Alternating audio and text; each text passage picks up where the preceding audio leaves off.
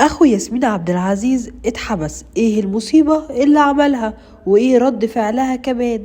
مش هتصدقوا علاقة العوضي بكل اللي حصل ده. خلينا في البداية نقول لكم ان أخو ياسمين متصدر الترند، وده بعد قرار حبسه، وده لأنه سب صحفي معروف اسمه هاني عزب وشتمه.